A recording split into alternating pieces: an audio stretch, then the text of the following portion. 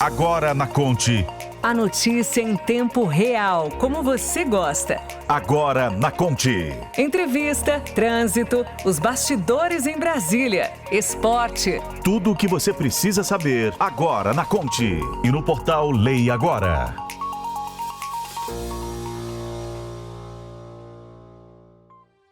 Oi, gente! Agora na Conte, chegando nesta terça-feira, dia 22 de novembro.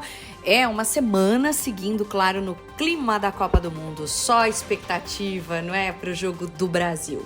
Claro, além da animação para a maior competição de futebol no mundo, também existe aí a empolgação pela possibilidade de a seleção finalmente conquistar o seu 6º título na competição. Ai, não é? A conquista do Hexa, mas enfim, porém depende de um longo caminho a ser percorrido pela seleção brasileira que precisa enfrentar 7 jogos, é isso aí, 7 jogos antes de poder levantar a bendita taça. São 3 partidas da fase de grupos, além de 4 de mata-mata, não é? Uma de oitavas, uma de quartas, uma de semi.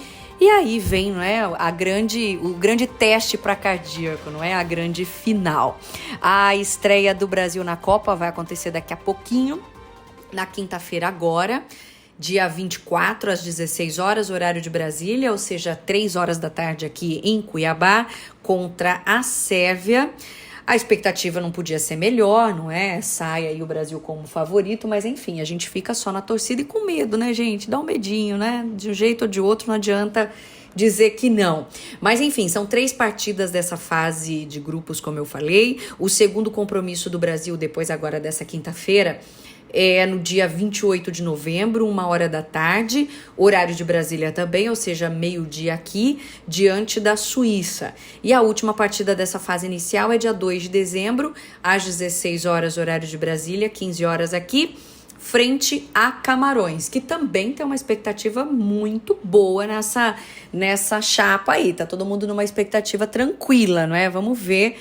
Tomara que tudo se resolva. Seguimos, claro, na torcida por aqui. Agora, uma outra expectativa muito positiva também vem de Brasília.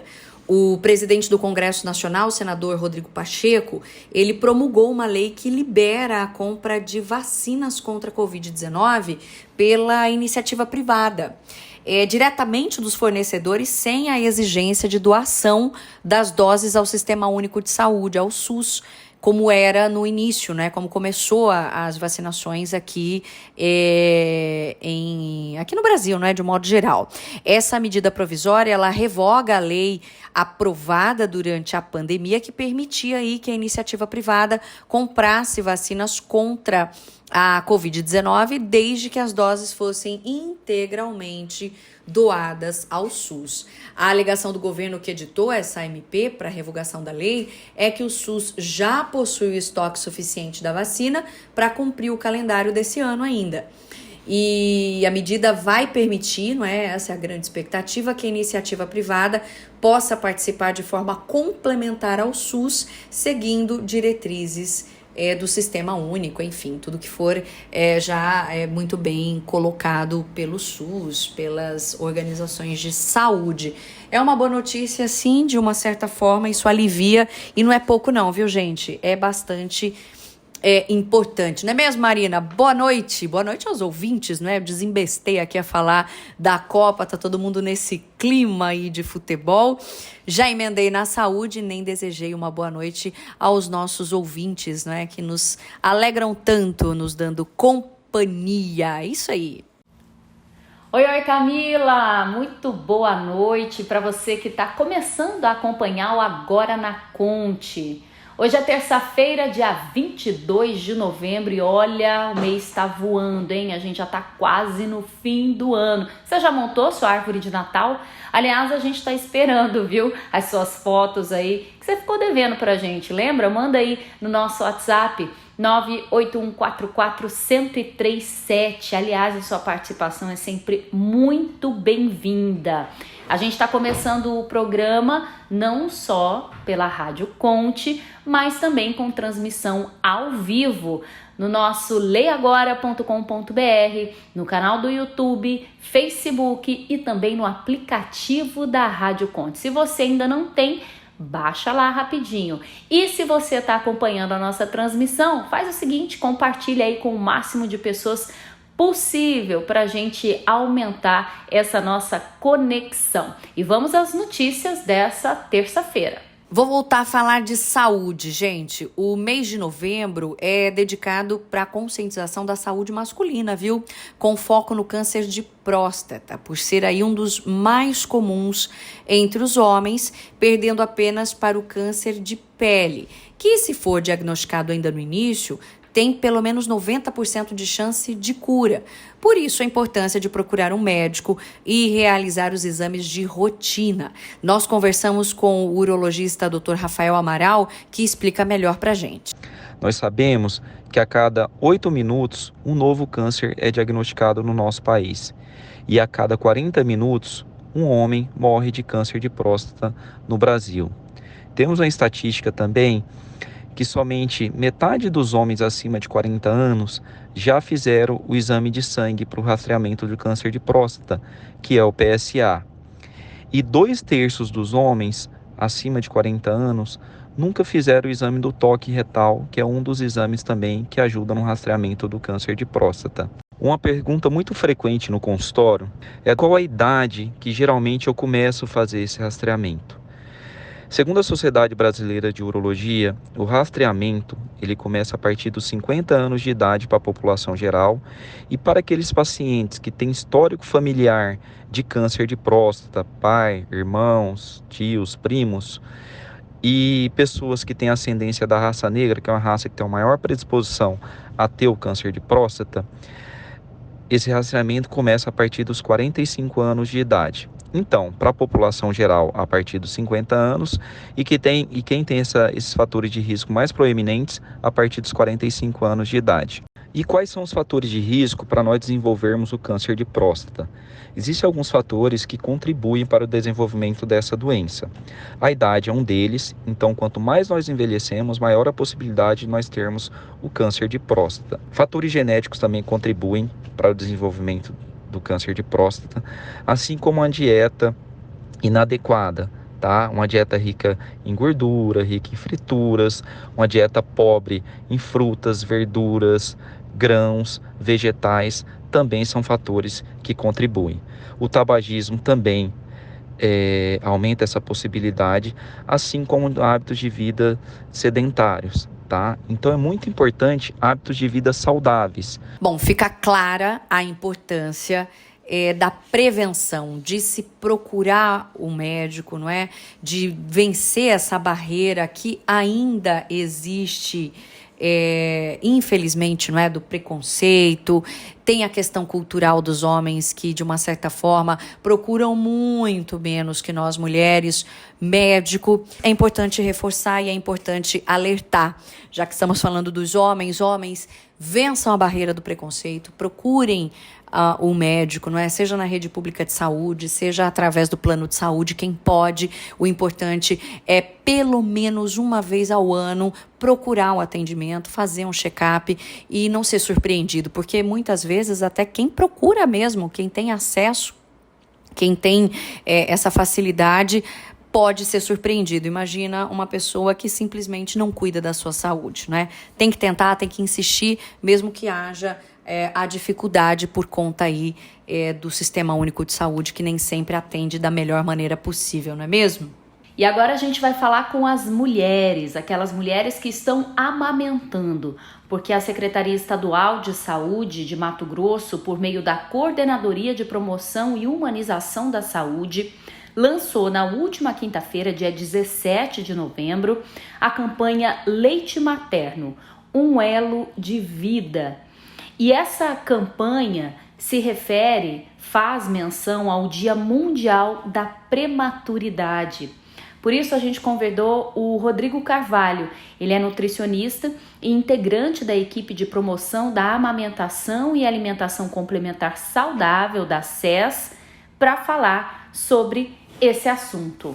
Rodrigo, obrigada por ter aceito o nosso convite. para falar sobre essa campanha, né, que foi lançada na semana passada.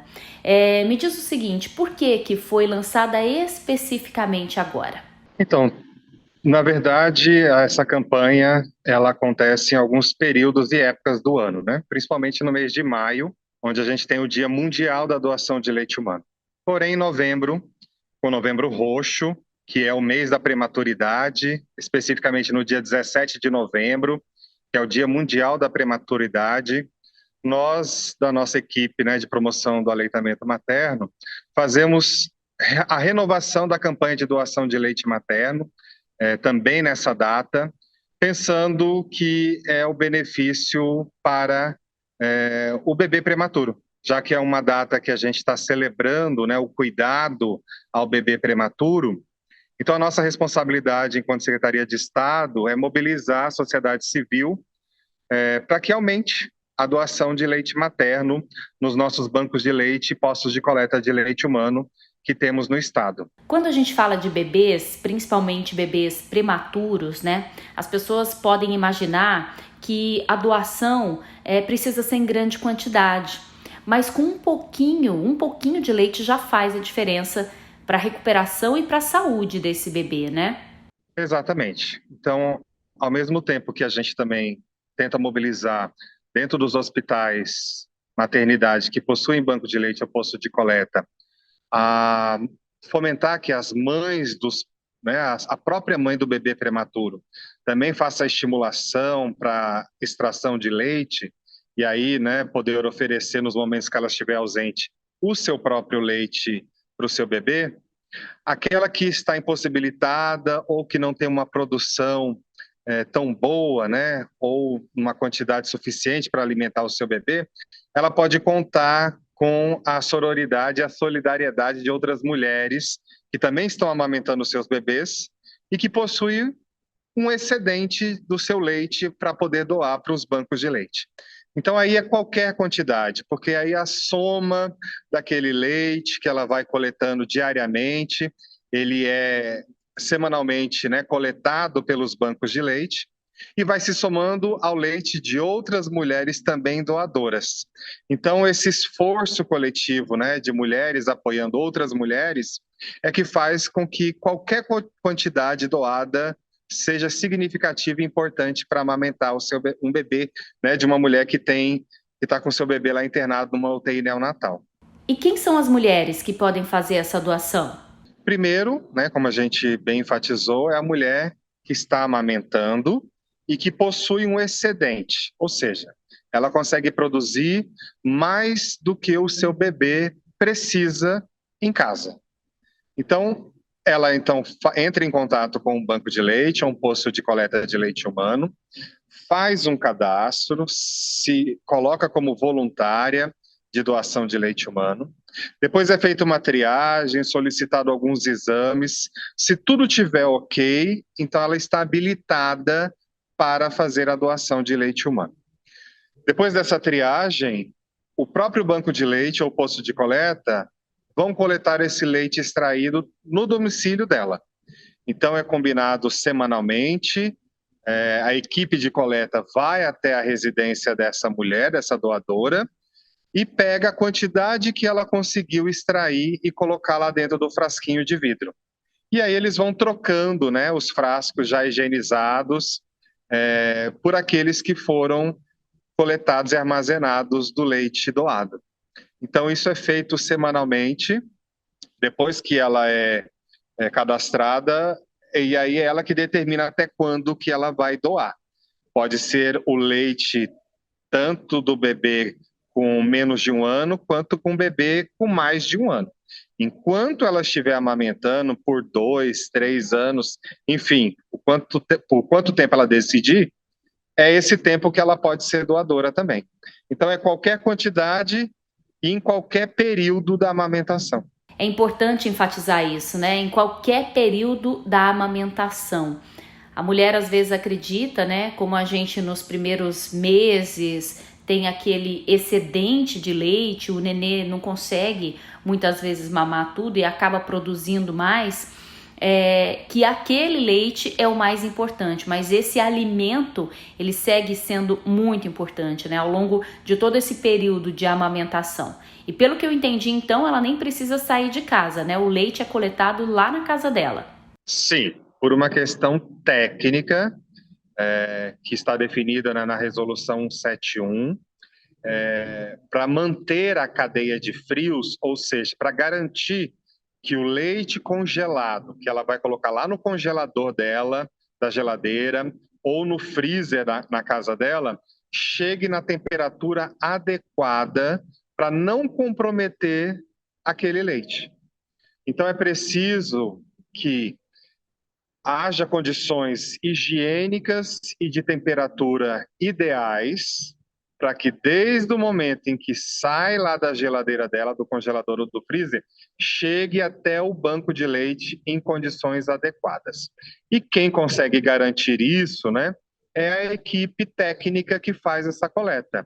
Então, eles têm a caixa térmica nas condições adequadas, com termômetro informando a temperatura que está lá dentro da caixa. Eles são capacitados para manter esse leite nessa temperatura adequada e ideal, e então esse leite vai chegar lá nas condições adequadas para ser rearmazenado num freezer específico de leite de doadoras. Aí depois existem outras etapas para avaliar a qualidade do leite que foi coletado. Mas ela pode ficar lá na casa dela, aguardando, porque aí a equipe de coleta vai fazer essa coleta a domicílio. Claro que quando a mãe, a mulher, entra em contato para ser uma doadora, ela recebe todas as orientações, né? Só que, em linhas gerais, quais os cuidados que ela tem que tomar na hora da extração e do armazenamento, até que a equipe faça essa coleta? Então, sempre que ela faz o cadastro, que ela faz a triagem, ela recebe a primeira visita também dessa equipe e aí ela vai receber todas as orientações. Se ela também, né, foi fazer a primeira extração dentro de um banco de leite ou de um posto de coleta e ali ela fez o cadastro, ali também ela vai receber as orientações de como fazer, né? Mas de forma geral, sempre se pede que ela esteja num ambiente o mais tranquilo possível, um ambiente fechado para que não entre poeira no momento, né, em que ela vai fazer a coleta. É importante que ela utilize touca ou amarre bem os cabelos, né, para que não haja nenhuma questão, né, de um fio de cabelo cair dentro do frasco já higienizado. É preciso, né, que ela siga as orientações de higienização da mama para esse momento e que use máscara também. E aí, então, ela proceda essa ordenha já diretamente dentro do frasco limpo, né? E aí, então, ela vai identificar da forma que também é orientada, ela precisa identificar aquele frasco com o nome dela e a data que ela começou a fazer a primeira extração dentro daquele frasco e feche bem e coloque dentro de um freezer ou de um congelador da geladeira num espaço que não tenha muito contato com outros alimentos, né? Para isso, ela pode colocar alguma divisória dentro desse congelador ou desse freezer e ali, então, ela mantém reservado por uma semana. Quando ela for fazer novamente, ela vai colocar novamente essa coleta dentro desse frasco em que ela ainda não completou totalmente para entregar para a equipe técnica de coleta. Geralmente a gente costuma encaminhar os frascos menores para ela fazer essas coletas, né? Que a gente sabe assim que às vezes elas veem um frasco muito grande e a produção dela é pequena, ela acha que ela não está conseguindo apoiar e ajudar de forma eficiente, né? Como se esperava. Então, os frascos são sempre menores para ela entender que qualquer quantidade, mesmo que ela não complete aquele frasco durante uma semana, já é importante e já consegue ajudar muitos bebês prematuros internados. Rodrigo, e quais e quantos são os bancos de leite em Mato Grosso hoje? Bem, hoje nós temos em Mato Grosso 3 bancos de leite, 2 em Cuiabá, que é no Hospital Geral, onde é o Centro de Referência Estadual da Rede Global de Bancos de Leite Humano, e o outro é no Hospital Universitário Júlio Miller. E nós temos um terceiro na Santa Casa Rondonópolis, lá no município de Rondonópolis. E temos também mais 2 postos de coleta também em Cuiabá. Um na Fêmea, Hospital e Maternidade, e outro no Hospital Beneficente Santa Helena. Então, qualquer mulher que queira doar, mas que também tenha dúvidas ou dificuldades em relação à amamentação, não espere ficar pior a situação. Assim que tiver qualquer dúvida, qualquer dificuldade, não demore. Procure imediatamente um banco de leite ou um posto de coleta. Lá vocês serão acolhidas, muito bem recebidas e serão orientadas e apoiadas em como manejar a amamentação. Bom, eu digo que a amamentação é a parte mais difícil da maternidade, para mim, né? Muitas mulheres acham que é a gestação, depois o parto, mas a maioria não está preparada para esse período da amamentação. Muitas acabam desistindo ou acabam achando que não vai produzir leite o suficiente, que o leite não vai ser o suficiente para a criança, né? Acaba entrando em desespero muitas vezes. Agora, essa situação pode ser contornada e revertida logo nos primeiros dias, né? E nas primeiras dificuldades, se essa mulher tiver apoio. Sim, na verdade o apoio acontece antes, né? Começa lá no pré-natal, seja ele feito dentro de uma unidade básica de saúde, pelo SUS, ou num consultório particular. Ela precisa ir em todas as consultas de pré-natal. De preferência que vá acompanhada do seu parceiro ou da sua parceira, ou de alguém de confiança, para que ela já se sinta apoiada também pela família, para a família ser envolvida nesse processo. O segundo passo de apoio, ele acontece já dentro da maternidade. Então, o preparo inicial que aconteceu no pré-natal foi apenas teórico. Agora é a hora dela se preparar na prática. É óbvio que nenhuma mulher que nunca teve um bebê vai estar preparada para amamentar. Nunca estará, porque é a primeira vez dela na vida que ela vai ter um bebê. E aí, na maternidade, quando esse apoio acontece, ela consegue ter mais sucesso. Então, já na primeira hora de nascimento,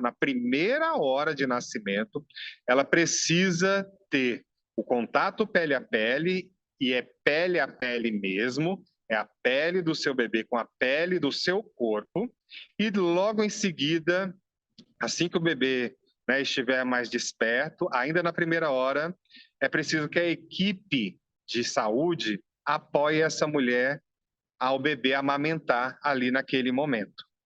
Quando isso acontece, ela começa a entender que ela pode sim amamentar, que ela consegue amamentar, mesmo nunca tendo feito isso na vida.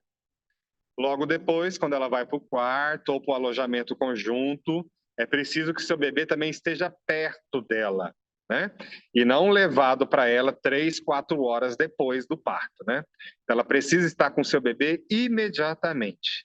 E também ser apoiada pela equipe de saúde, estimulando a amamentação dentro do tempo dela, no momento dela, e não como uma obrigação, né?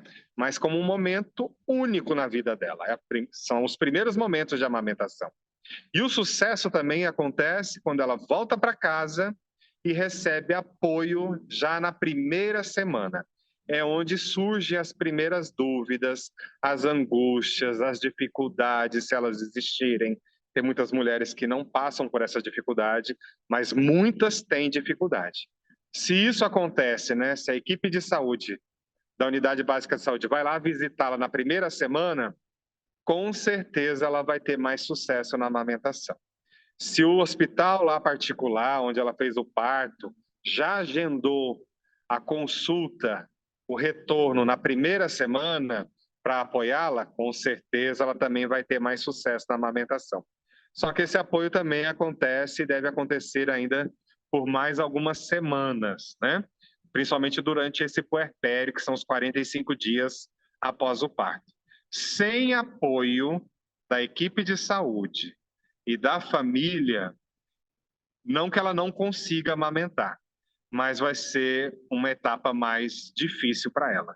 Para a gente finalizar, então, as mulheres que querem e que podem ajudar, qual é o contato Por onde buscar, né, essa informação para ajudar nessa campanha? Então, elas podem entrar em contato telefônico com esses bancos de leite. As informações estão aí disponíveis na internet.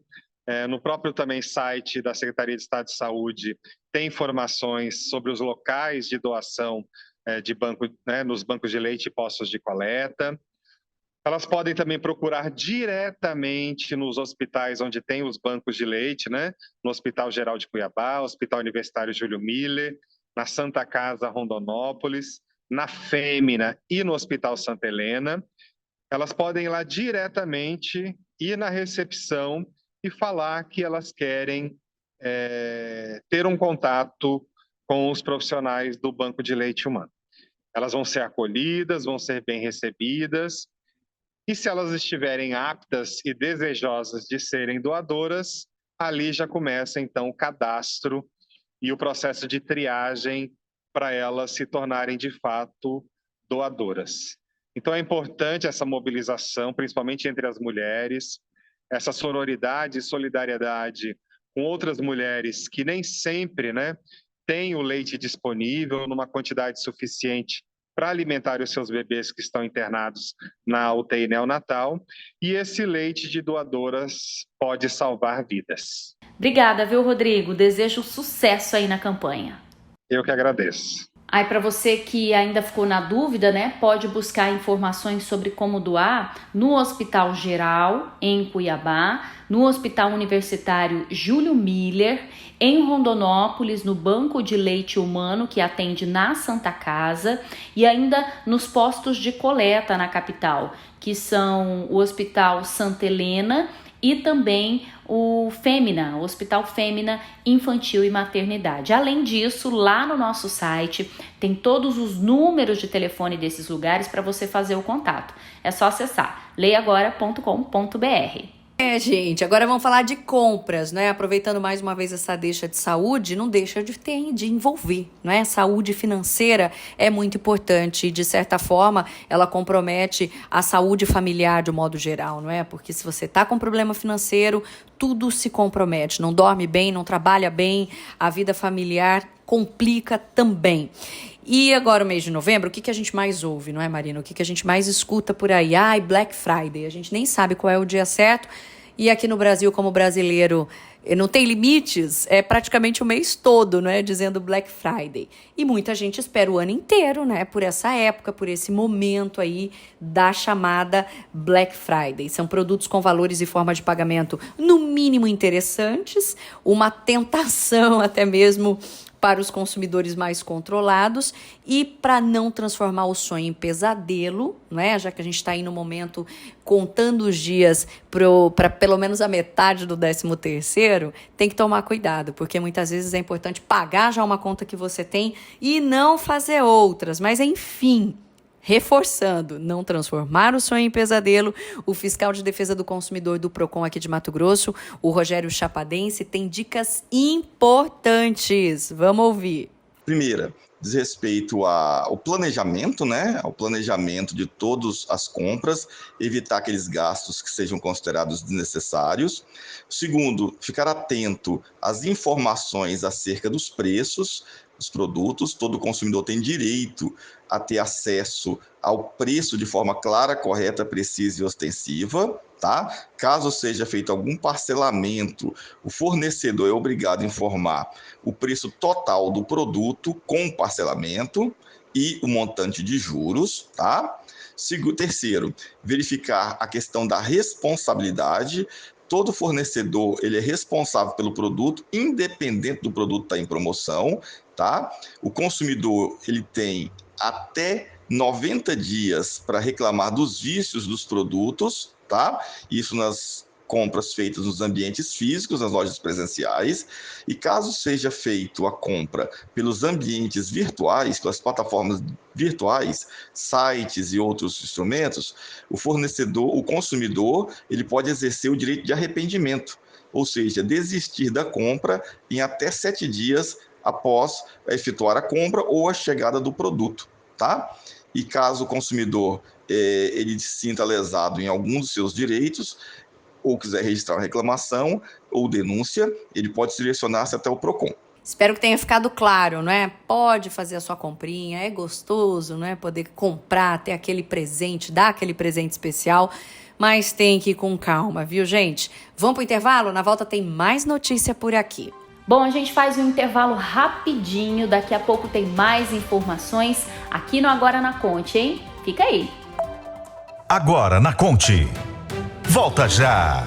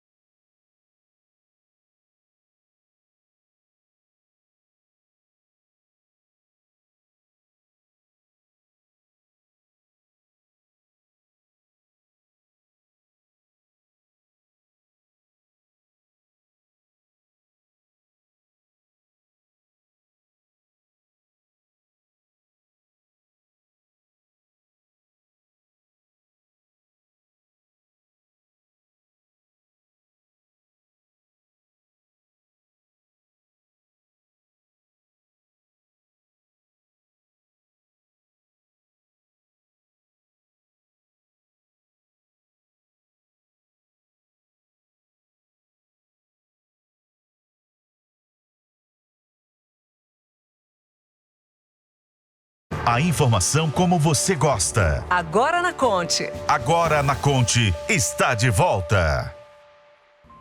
De volta com Agora na Conte, obrigada a você que está nos acompanhando na nossa transmissão ao vivo, no nosso site leiagora.com.br. Você fica muito bem informado 24 horas por dia. Mas aqui no programa nós vamos até às 19 horas com as principais notícias, aquilo que você precisa saber nesta terça-feira. Vamos falar de um assuntinho político, não é? Passado aquele período mais conturbado das eleições, onde os ânimos estavam bem inflamados, chega a hora de avaliar o futuro. Emanuel Pinheiro, prefeito de Cuiabá, ele gosta, né? Ele tem esse lado meigo, ele abriu o coração sobre as questões do seu partido, o MDB. Vamos ouvir. Respeito a posição de quem pensa diferente de mim. Respeito, entendeu? E, aliás, quem pensa diferente do MDB de Cuiabá, né? Isso não é a posição do Emanuel Pinheiro, é a posição do MDB da capital do estado do Mato Grosso. Entendeu? Tanto minha, como do Emanuelzinho, como do Juca, como do Rogério Baranda, como do Sargento Vidal, entendeu? Como dos filiados, como da maioria dos membros do partido, do Paiade e tudo mais. É a posição do MDB de Cuiabá, mas respeitamos, os deputados estaduais, o deputado Juarez, o próprio Bezerra, quem pensa em contrário. E vamos discutir internamente, fortalecer o MDB, entendeu? Não somos donos da razão, não. Mas temos posicionamentos que a gente quer só discutir, democratizar dentro do partido. Bom, gente, a nossa entrevista de agora é em alusão ao Novembro Negro. E a gente vai falar sobre a primeira agência de turismo afro no estado que está promovendo roteiros em quilombos de Mato Grosso. Essa ideia, esse projeto, partiu de uma antropóloga que há 10 anos pesquisa sobre patrimônio imaterial no estado, a Poliana Queiroz. E a Poliana está tentando criar, não é, um modelo de negócios que seja financeiramente importante para essas comunidades, mas também culturalmente desenvolva o chamado afroturismo. É sobre isso que a gente conversa a partir de agora. Poliana, obrigada por ter aceito o nosso convite. Eu fiquei muito interessada nesse projeto, que é a primeira agência de turismo afro em Mato Grosso, né? O que foi até um espanto para mim, ser a primeira, só agora, inclusive. Eu queria que você explicasse como é que foi a concepção dessa ideia e por que talvez tenha demorado tanto para surgir um modelo de negócios como esse aqui no estado de Mato Grosso, né? Como é que foi para essa ideia surgir primeiramente? Obrigada pela oportunidade de estar aqui com vocês, falando um pouquinho desse projeto, que é um projeto empresa. E por que é projeto empresa? É porque ele foi submetido a um edital do governo do estado, da Secretaria de Cultura, Esporte e Lazer, né, no ramo do MT Criativo, e nós fomos aprovados, então, para criar e desenvolver, incubar essa empresa. Então, o recurso que nós conseguimos foi para estruturar a lógica de uma empresa, né? Então, nesse processo de 6 meses, a gente vai passar por formações, visitações, criar o nosso site, criar os roteiros, né, de visitação, para que aí lá em janeiro a gente lance oficialmente a empresa, e aí, por ser uma empresa, a gente vai então receber, né, os lucros das pessoas que vierem a comprar nossos pacotes. Então, isso é o primeiro momento. Essa questão do turismo afro, né? E aí bebendo um pouco na lógica do turismo de base comunitária, no turismo de experiência, que é importante definir porque ele é diferente do turismo de contemplação, né? O turismo de contemplação é aquele que a gente vai numa paisagem, fica se inspirando, que é incrível também, diferente do turismo de experiência, que a gente vai conhecer a realidade da comunidade, né? Então, conviver com a comunidade num roteiro criado e proporcionado pela comunidade. E aí, eu sou antropóloga, né? Tenho mais de 10 anos de pesquisa na área do patrimônio material, e aí eu vou definir o que é patrimônio material. É a lógica diferente do patrimônio arquitetônico, que são aqueles prédios antigos que fazem parte da nossa história. O patrimônio imaterial é aquele intangível que passa de geração para geração. Então, é o jeito de fazer uma coisa, é o jeito de dançar, é um saber, é uma reza, é um canto, que é aí transmitido de geração para geração. Então, eu tenho esse período de experiência de pesquisa na região de Poconé, onde eu estudei, fiz o meu mestrado, trabalhei numa instituição de Poconé durante alguns anos, e aí, retornando a Cuiabá, eu pensei, então, de uma maneira de valorizar essas comunidades, que são ainda vulneráveis, passamos por um processo político aí de devastação, né, em que esses territórios não foram reconhecidos e os direitos foram aí esmaecidos.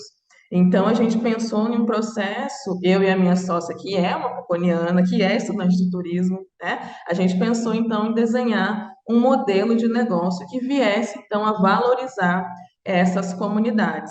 E aí, por que que ainda não existe, né, tentando mesmo responder a sua pergunta, né? Mato Grosso, de acordo com os dados do último censo, é um território negro, né? A maioria das pessoas se autodeclaram enquanto negras. E aí é preciso se pensar nesse processo desse Mato Grosso negro enquanto identidade. E a ideia de fazer essa empresa é justamente para reforçar essa nossa identidade, né? Por que que não se foi pensado ainda? Por diversos fatores aí que levam né, fatores estruturais de desigualdade que levam, então, a gente não voltar os olhos para a nossa identidade enquanto população negra.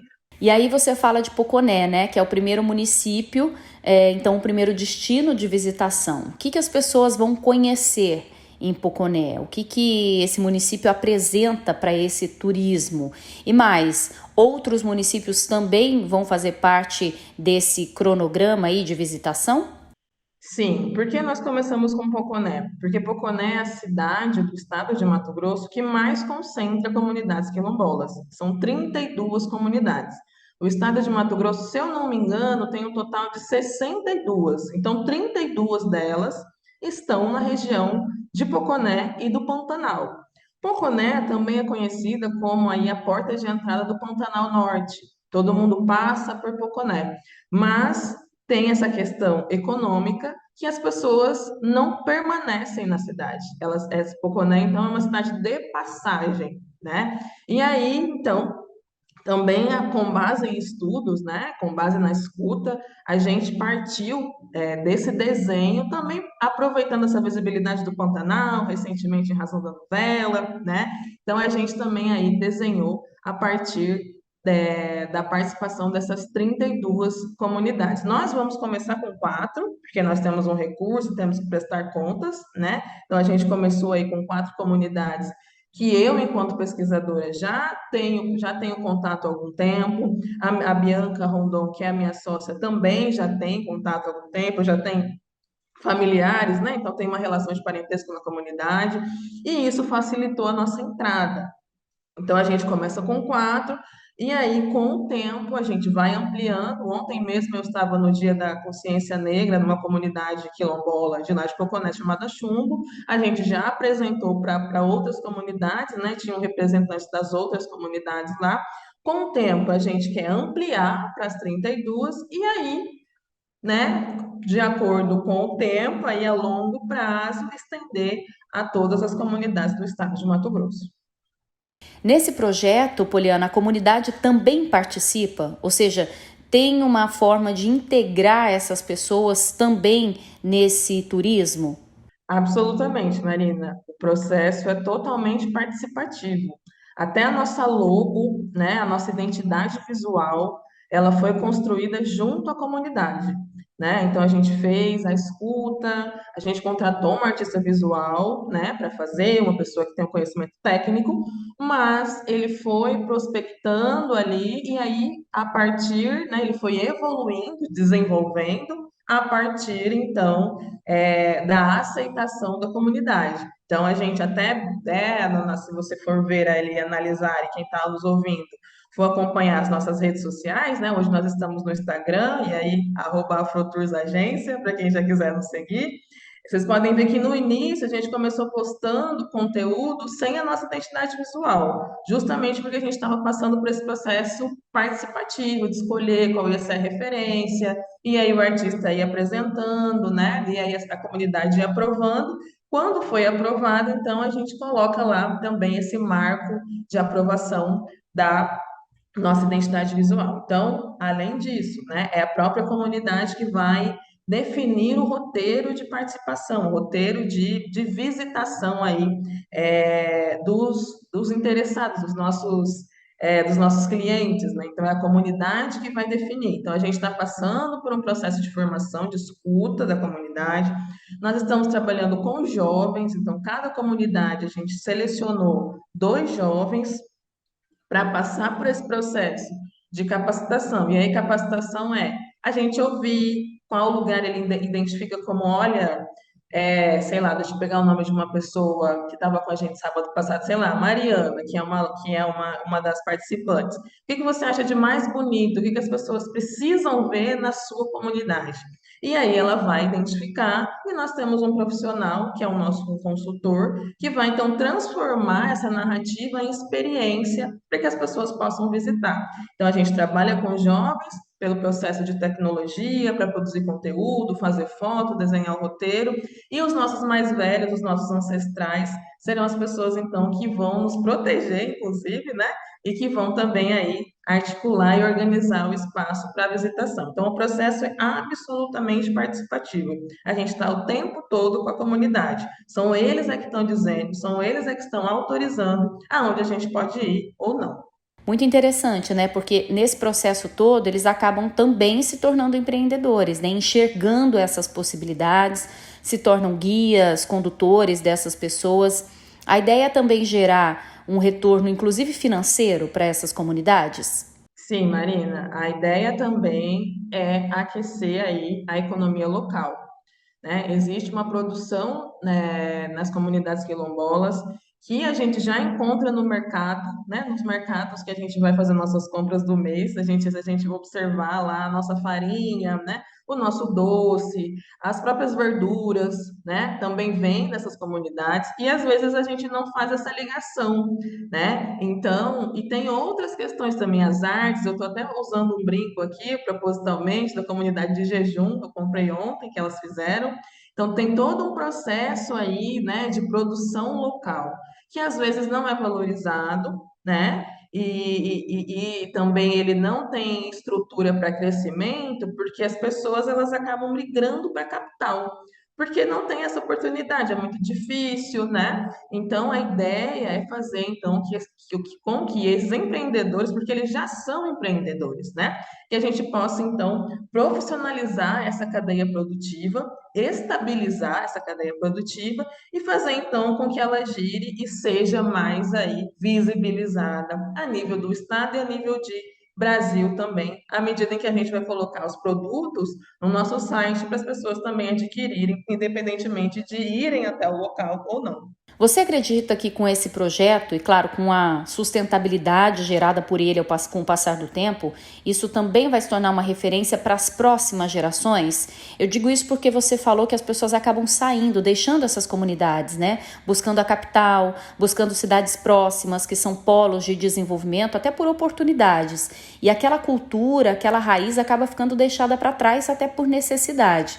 Você acha que é um resgate que deve acontecer nesse processo?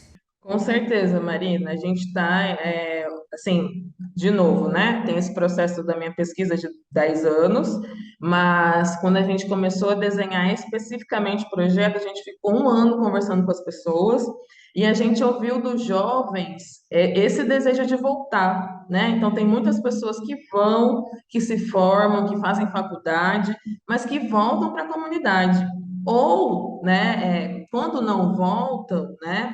Tem esse desejo e essa dor de não poder ficar na comunidade, porque a comunidade não oferece estrutura para desenvolvimento econômico, né? A gente está falando aí de prosperidade de uma comunidade, né?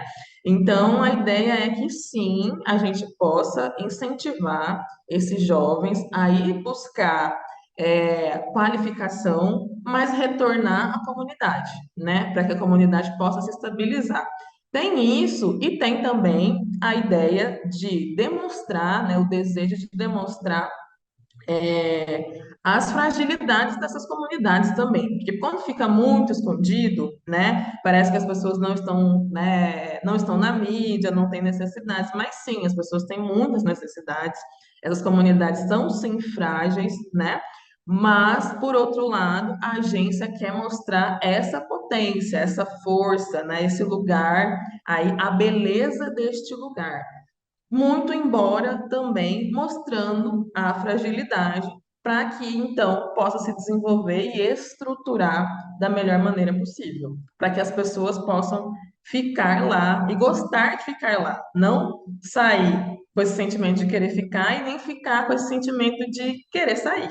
Você falando assim, não dá para não pensar no tema do Enem desse ano, né? O tema da redação, que falou justamente sobre os desafios para a valorização das comunidades dos povos tradicionais do Brasil. E aí os quilombos se inserem, os quilombolas se inserem nesses povos tradicionais. E você vem falando dessa fragilidade. Muita gente ficou assustada com o tema, talvez porque não tenha esse contato tão grande. E a gente vê, Mato Grosso tem mais de 60 comunidades quilombolas e a maioria das pessoas não tem conhecimento, não sabe, na verdade, o que é uma comunidade quilombola, né? Ok. Primeiro, a história do lugar. né? Cada história, cada território tem uma história muito específica. Não é porque está na região de Poconé que tem a mesma história, tem um processo de configuração ali que é muito diferente, né?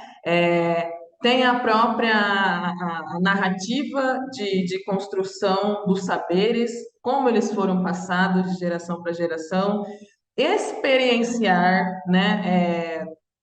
Gostos, música, poesia, e entender como aquele território faz parte de quem as pessoas são e de quem nós somos, né? Nós, mato-grossenses, nós que estamos aqui nesse território. Então, é uma outra relação, e repito, não é no campo do exótico, né? É uma outra, por isso que a gente fala de experiência, é uma outra experiência. Então, quem tiver disposto a viver uma experiência local, porque às vezes a gente investe muito caro para viver experiências em outros locais, né, em outros lugares.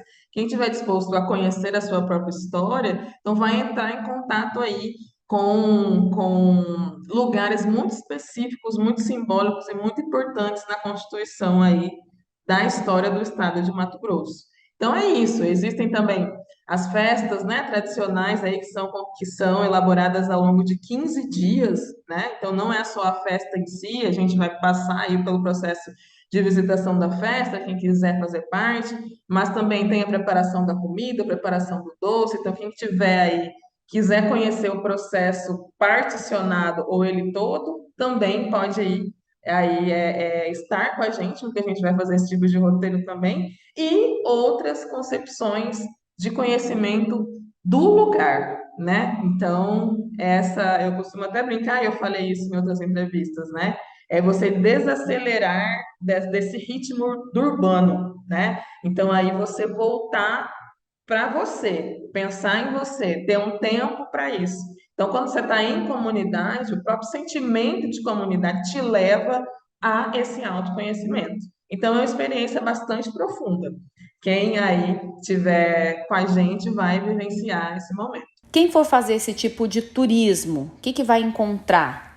Em Poconé, especificamente, nessas 4, né, comunidades que você falou aí que já vai fazer parte do roteiro, o que eles vão encontrar dessa cultura? Então, a gente ainda está no processo de projeto, né? A gente ainda está projetando, desenhando esses roteiros, né? A gente está se encontrando aí semanalmente com jovens, fazendo a parte de capacitação. E os roteiros estarão disponíveis em janeiro. Então, nosso site vai estar lançado em janeiro.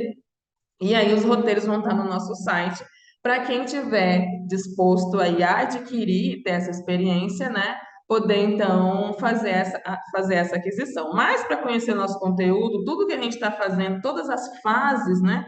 Do que está sendo feito, até o conteúdo ontem, nós estivemos no Dia da Consciência Negra, como eu disse, a gente já colocou lá no nosso Instagram, que é @afrotoursagência. E aí, quando tudo estiver pronto, né, quando tiver lançado oficialmente, a gente vai lançar tudo por lá e todo mundo vai ficar sabendo e poder, então, adquirir aí os seus vouchers, os seus pacotes de visitação. Daí você pode avisar a gente, hein, viu? Que a gente também vai querer conhecer um pouco desse Mato Grosso aí. E eu tô aqui no Instagram, que a gente indica aí para você, o Afrotour Agência, dando uma olhadinha na identidade visual de vocês e essa árvore com raízes que mostra um pouco também desse trabalho que vocês querem evidenciar, né, e que você tinha comentado. Exatamente, a gente pensou justamente na árvore, que é um elemento muito simbólico dessas comunidades, são árvores centenárias, bicentenárias, gigantes, assim, é extraordinário, sabe? A gente até está pensando em fazer uma experiência da árvore, para as pessoas olharem, tocarem, ficarem embaixo, na sombra, mas a perspectiva é justamente essa ideia das raízes desse lugar, a agência enquanto tronco e esses ramos que a gente vai aí criar ao longo do desenvolvimento desse trabalho. Então, a árvore representa bem o simbolismo da nossa missão e da história de cada lugar. A gente ficou bem feliz, né, com essa concepção, e a comunidade também, como eu disse, né, aprovou e se sentiu parte dessa identidade. Acho que é o mais importante, né, Poliana? Olha, eu desejo sucesso. Estou ansiosa pelos roteiros que serão disponibilizados para que os mato-grossenses e não mato-grossenses também tenham acesso a todo esse conhecimento. Muito obrigada pela entrevista, pela disponibilidade e sucesso para vocês. Obrigada, Marina. Obrigada a vocês. Podem ficar tranquilos que a gente vai mandar convite de lançamento para todo mundo, tá? É isso. Muito obrigada. Um abraço. E ainda falando desse turismo de experiências, não é? Que é o afroturismo, esse turismo focado em conexão com histórias, com cultura e pessoas negras, a gente também apresenta o Guia Negro. O Guia Negro é uma plataforma de afroturismo que realiza experiências turísticas em diversas cidades do país e também faz produção independente de conteúdo sobre viagens, cultura negra, afroturismo e black business. Eles se intitulam como os embaixadores do afroturismo. E eu fiz o convite para o Guilherme Soares Dias, que é jornalista, que é editor da plataforma Guia Negro e que fala um pouco dessa experiência transformadora que é viajar e que também pode ser inclusiva, não é, meu amigo? Muito obrigada por conversar um pouquinho com a gente aqui. Oi Marina, tudo bem? Primeiro dizer que é um prazer estar aqui com vocês. Sou admirador do seu trabalho há muitos e muitos anos. Sou Guilherme Soares Dias, fundador do Guia Negro, que é uma plataforma de afroturismo que nasceu em São Paulo em 2017, e desde 2018 a gente faz experiências turísticas contando histórias com foco na negritude. O afroturismo, ele é uma vertente, né, do turismo cultural, então ele vai levar as pessoas para conhecer lugares com esse foco em pessoas negras, em negritude. Então a gente está falando de gastronomia, a gente está falando de museus, a gente está falando de visita em terreiros, a gente está falando de visitas em quilombos, a gente está falando de caminhadas urbanas, como a gente faz aqui. E é um trabalho que vem crescendo. Hoje o Guia Negro está em 8 cidades, além de São Paulo, a gente atua no Rio, em Salvador, em São Luís, em Olinda, em Brasília. E essa iniciativa do Mato Grosso ela é muito importante, né? A gente sempre fala que toda cidade tem uma história negra que está sendo pouco contada.